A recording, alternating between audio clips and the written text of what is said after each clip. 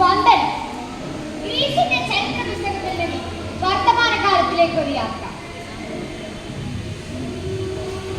ഞാൻ ഈഡിപ്പസ് എന്റെ വഴിയിൽ തടസ്സമുണ്ടാക്കാതെ നിന്റെ രഥം തിരിച്ചുവിടുക.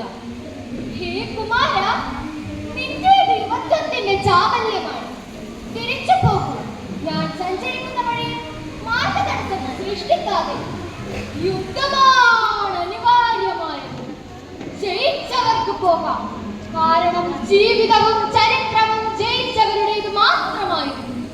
അതുമാത്രമായിരിക്കും ഇനിയുള്ള കാലവും. പരാജയപ്പെട്ടവരുടെ സ്ഥാനം എന്നും പിന്നിലായിരിക്കും. അതങ്ങനെ തന്നെയാണ്.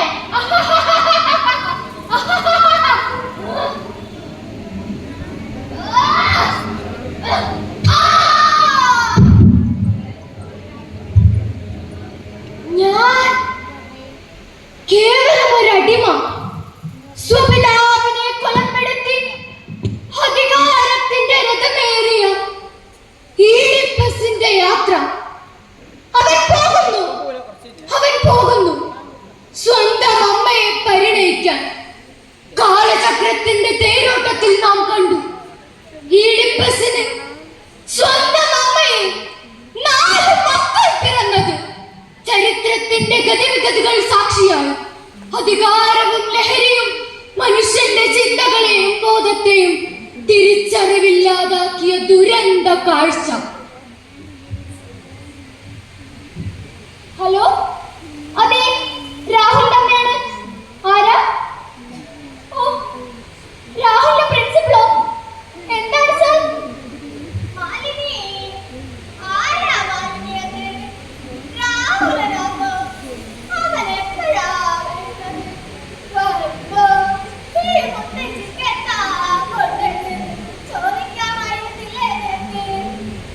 അമ്മേ, അത് രാഹുലിനല്ല, അവന്റെ കോളേജിൽ നിന്നാ.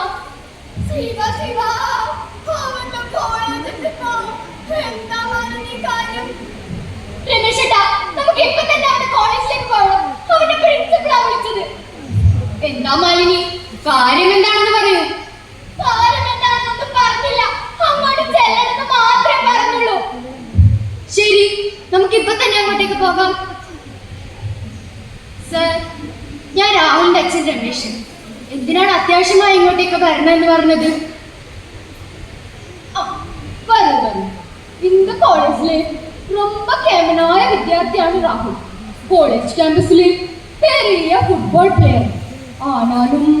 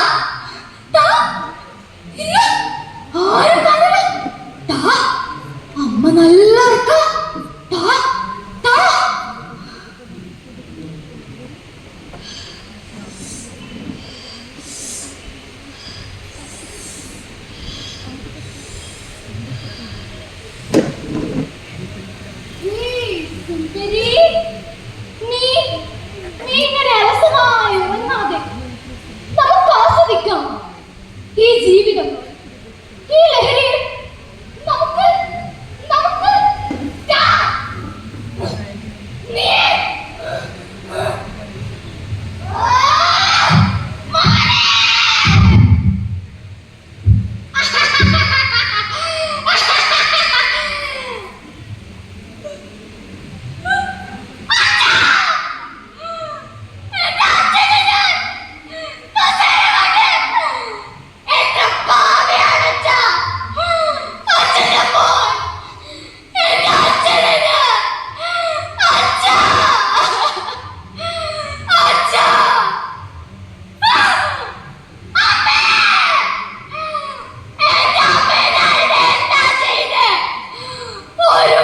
ഒന്നും ചെയ്യാത്ത പാവം എന്റെ അമ്മയെ ഞാൻ. അമ്മേ, അമ്മേ, അമ്മേ,